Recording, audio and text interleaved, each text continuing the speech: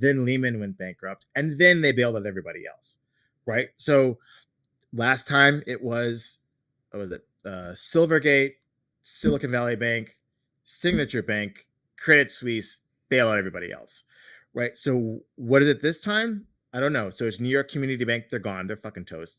There's no way they're going to survive. But they're not going to get bailed out. So the question is, who's next? And so my working hypothesis is that they've started bailing out the banking system again when a bank that's not a too big to fail bank, so not a JP Morgan Citibank, because they cannot fail, the government guarantee, they're nationalized banks essentially, a bank that's just below that threshold that has a large commercial real estate portfolio. I did a bit of Bloomberg financial analysis in the 5 minutes before this call. There's a bank called M&T Bank. It's actually from my hometown in Buffalo. They have a very large commercial real estate portfolio, and they're a example of the problem. So I took a 20% loss rate on their commercial real estate loans. That's just listed in their quarterly filings. You knock that off of their total risk-weighted assets, and then you recompute their Tier 1 common equity ratio, and lo and behold, they breach the limits. And so therefore they are insolvent by the regulatory standards and thus need to be recapitalized. So that's just an example of a bank. Now there are 200 billion asset, 2-year yields started plummeting, right? The bond prices rose. That doesn't make any sense. What is that? The bond market's telling us, oh, there's a problem in the banking system. We know what they do when there's a problem in the banking system and they print money. That means they're going to have to either stop QT, quantitative tightening, maybe even restart quantitative easing, which is just printing money to buy bonds. Therefore, I should be owning bonds. That's what the bond market is telling us every time the market starts to freak out about some bank going under. So I think that we've done this so many times that risk assets might not even go down, because the more stress in the banking system, the more the market knows the Fed has to print money. Therefore, S&P at 5,000, S&P at 5,500, S&P at 6,000, right? It doesn't matter, because I know I'm going to get more printed money if there's a banking system problem. So I think that the market actually continues to go higher. There might be certain stocks like banks that get crushed, and maybe real economy shit that isn't AI that gets crushed because there's no more lending from the commercial banks to real businesses anymore. But anything that's just a proxy for fiat debasement is going to soar. So now I think I understand what's going on, because on the one hand, I'm reading things like this. I think Powell is fighting for relevance right now.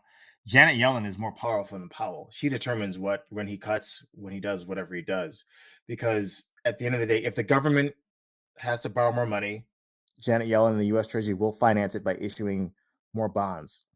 And if that puts pressure on the financial markets, then Powell will do what he has to do to make sure those financial markets are well functioning so the U.S. government can finance itself. So if the government debt keeps increasing, then Powell can't keep raising rates, because he'll put his boss out of business. And you can't do that. And the Fed loses independence the greater the debt, because the actions of the Treasury will subsume anything that the Fed wants to do. And, if you go back in history, back in World War II, for example, the Fed became merged with the Treasury and lost its independence because the government said, we need a central bank to finance the war effort.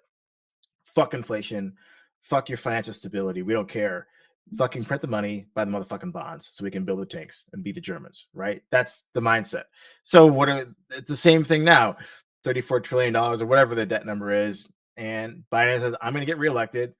I'm going to print this motherfucking money. I'm going to do these stimulus checks. If I can't get my new F-150 pickup truck because the ship never arrived because they got bombed by the Houthis, I don't win the election, right? They know this shit matters, right? And so it's actually, they're going nuts on printing money still on a net basis, but they begin with going even more nuts if it weren't for all this other shit that was going on. So inflation definitely matters. Ultimately, I think they really have no choice. They're kind of fucked here. They don't really, if they want to pursue these foreign policy objectives, whether or not they're worthwhile or not, it's counterintuitive that it's going to help their inflation fighting, because they're just basically backloading it, and probably at the worst time possible for them, right in time for the election. You're going to have all this inflation that's going to come out of nowhere if they keep fighting these wars everywhere. Tell me about China. So, I mean, we had news this week that China had some. Let's say that China had a really bad week this week. On the one hand, their market crashed on one day. On the next day, they announced, or there was speculation of a $2 trillion, a 2 trillion yuan bailout. How worried about China? How big is China in this puzzle? So China has is thing, but down at the local level, they get promoted for doing well. And by helping the central government resolve this problem and taking it on their books, they're actually diminishing their chances of getting promotions. And so this is why the situation isn't going to work unless Xi is going to instruct the Chinese government to take this massive amount of liability of the property market on their balance sheet. And until they do that, the market's going to be very stagnant. If I'm a household, I'm not going to spend. I have this massive apartment I'm supposed to get, but my money's tied up. Am I going to, retail sales are not living up to expectations. I'm not going to be buying stocks. I'm going to be saving all my money because I was supposed to get an apartment and it's not getting built. And so until they build these apartments, you're not going to see a recovery in the Chinese stock market. Maybe it bounces 5-10%, but you're down fucking 80%. So wait, so I mean, I was about to maybe make some Chinese to buy some calls on the Chinese market, just thinking it's got to be near the bottom right now. You're saying we're nowhere near the bottom. The collapse still has to happen. No, I'm not saying I'm saying maybe you were already at the bottom, but it's more like a bounce off the bottom and then this versus, it's going to go zooming back to, some sort of mean reversion type of thing. So I think they have a massive overhang of. You don't see like a COVID yield is fucking plummeting. So it tells me the market knows the Fed's fucked. They have to save these banks. Now, I mean, it might not be New York Community Bank, but it'll be a larger one that they save. And so the panic is going to be localized into, I think, certain banking names. But AI is going to keep ripping. Crypto is going to keep ripping. Bond prices, yields are going to go down on certain 2 year, 10 years because everyone knows what they're going to do. They're going to print the money. We're past this whole will they or won't they. Do you see a scenario? We know what they're going to do. Do you see a scenario where they let a bank go down where depositors aren't made whole? I get the fact that equity holders get wiped out. That's basic 101. But do you see a scenario where they let a bank collapse, one of these, not the too big to fail banks, but a lower bank? Do you see a scenario where they let a bank fail and don't make depositors whole? Maybe we'll see in a New York Community Bank. I think if they do that, then they've just accelerated the process. If New York Community Bank fails and they do another, shotgun marriage between JP Morgan, financed with public money to go buy New York Community Bank for $1, and Jimmy Dimon gets on CNBC and says, I just made fucking $2 billion. Go fuck yourself. Yeah, if they keep doing that, then we'll keep dragging whatever it's, hey, there was a pothole that needed to be filled for the last 15 years. I guess we're filling it this year because it's an election year. That kind of shit, right? And so that's what the U.S. is going to do, and you're already seeing it in the results. The deficit is growing. GDP is growing too. The debt is growing. It's very simple. Just go study what China did. That's what the U.S. and every other country is going to do.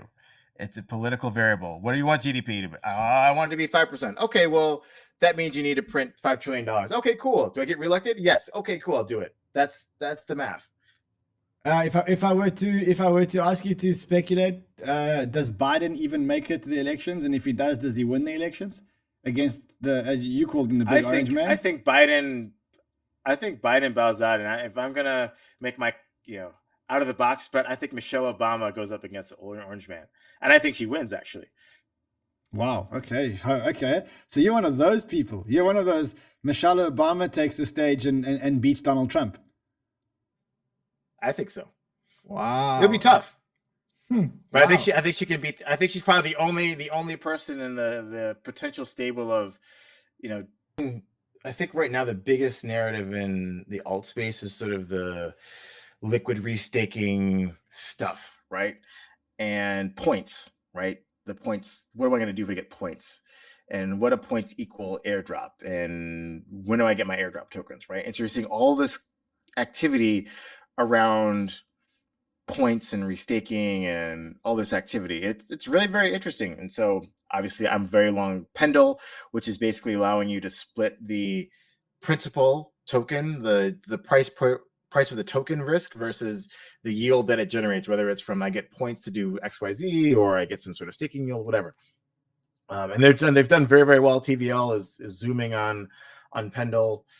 Obviously, all the liquid restaking stuff, EtherFi, that's another portfolio company of ours.